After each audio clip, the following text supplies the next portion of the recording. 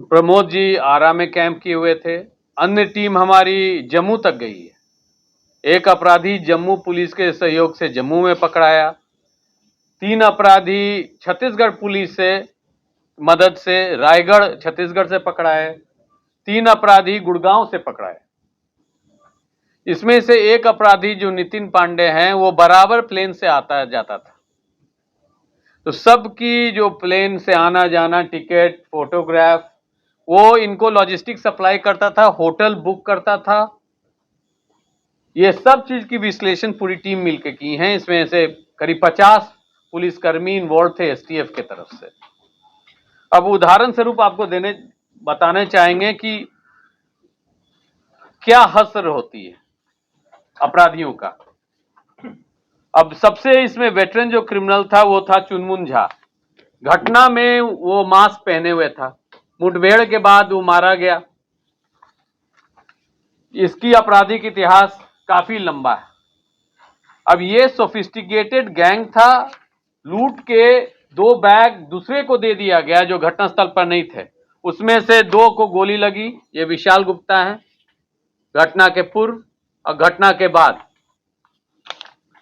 In hospital में इलाजरत। एक कुणाल कुमार हैं जो उनके साथ सहयोगी थे। दोनों बरारा थाना अंतर्गत इंटरसेप्ट किए गए। इस प्रकार 3 व्यक्तियों को 2 अलग घटना में पुलिस ने गिरफ्तार किया।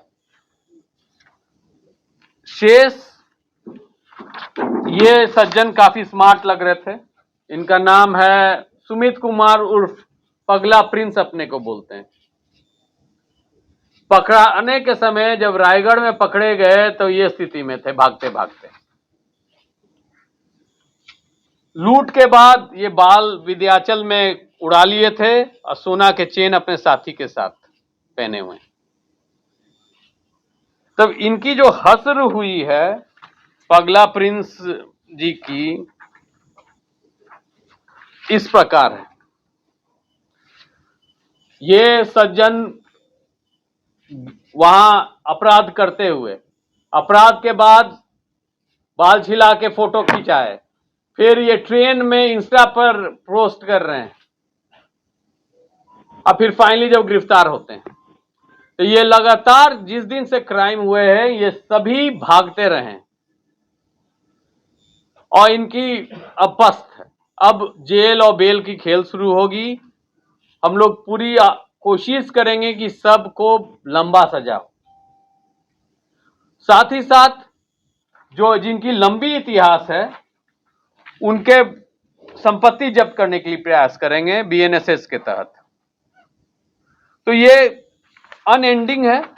मेरा यही अपील है सभी मतलब ऐसे वयस्क बच्चों के जिनके पास उनके गार्डियंस पेरेंट्स देखते हैं कि एक बैक लड़का चमकीला गाड़ी में घूम रहा है, मोटरसाइकिल पर घूम रहा है, चेन पहन रहा है, कि कृपया अपने बच्चों पर ध्यान दीजिए। कहां से ये धन आ रहा है? क्या वो साइबर अपराधी है? क्या वो लुटेरा है? क्योंकि समाज का जो बेसिक बिल्डिंग ब्रिक है वो है परिवार। परिवार के सदस्य ही अपने परिवार के नए जो बच्चे हैं, नए पीढ़ी हैं, उनको कंट्रोल नहीं करेंगे तो हसर बुरी होगी, उनकी बदनामी भी होगी। तो ये प्रेस कॉन्फ्रेंस के मार्फत से ये भी हम अपील करने चाहते हैं कि जो इंपॉर्टेंट केसेस होगा उसको तो एसटीएफ अंतिम सीमा तक ले जाएगा। जैसे इसी केस में कम से कम 6 राज्य में हमारी टीम गई है और इस जिस तरह से ये पैसा उड़ाए हैं लूटने के बाद, 10 मोबाइल फोन खरीदाई है, प्लेन से आना जाना, होटल में रहना, कुल्लू मनाली में 1-2 दिन निर्भीक होके घूमे भी हैं ये, तो ये पैसा ठहरता नहीं और अंत तो बुरा ही होता है। तो जो नए पीढ़ी के लोग अपराध के दुनिया में जुटने चाहते हैं उनके लिए चेतावनी है कि कृपया सुधार लाइए अपने में, समाज का अंग बनिए, पढ़ाई लिखाई कीजिए, मेहनत कश बनिए, बहुत स्कोप। अगर किसी गैंग के साथ आप ताल्लुक रखिएगा तब हमारा डाटा बैंक है। हमारा ऑलरेडी जो एसटीएफ का डाटा बैंक है उसमें 3000 प्लस नक्सल की विस्तृत जानकारी है। जो जेल कभी भी नक्सल कांड में गए हैं उसी जैसा 4000 अपराधियों के भी डाटा है। और हम लोग राज्य के बाहर से भी डेली पकड़ के ला रहे हैं। किसी भी दिन ऐसा नहीं होता है कि राज्य से बाहर, तो राज्य से बाहर भी जाके छुपेंगे तो हम पीछा करते रहें। हम लोग छोड़ने वाले नहीं हैं, इसी के लिए हमको तनख्वाह मिलता है। अगर आप एक अपराध करके भाग भी जाइएगा तो आपका हम लोग डाटा बना लेंगे। जो भी फुटेज आएगी, जो भी टेक्निकल फुटप्रिंट्स आएगी, उसके आधार पर हम पीछा करेंगे। और जेल में जो गुरुजन हैं, ज्यादातर बिहार से बाहर हैं, उनको भी लाके यहां कार्रवाई की जाएगी उन पर। यह भी एकदम स्पष्ट है। रिमांड होंगे, वो स्टेट के पुलिस से भी अनुरोध की जाएगी कि उन पर कार्रवाई करें। साथ ही साथ अब हम लोग ने विचार किया है कि एक हाई सिक्योरिटी प्रिजन भी बनाना है।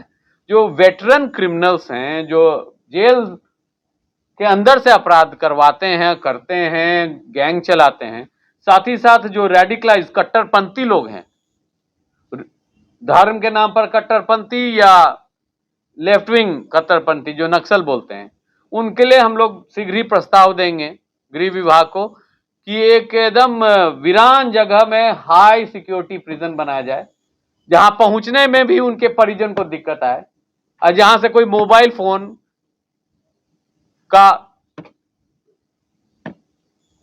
सवाल ही नहीं कि मोबाइल फोन काम करेगा।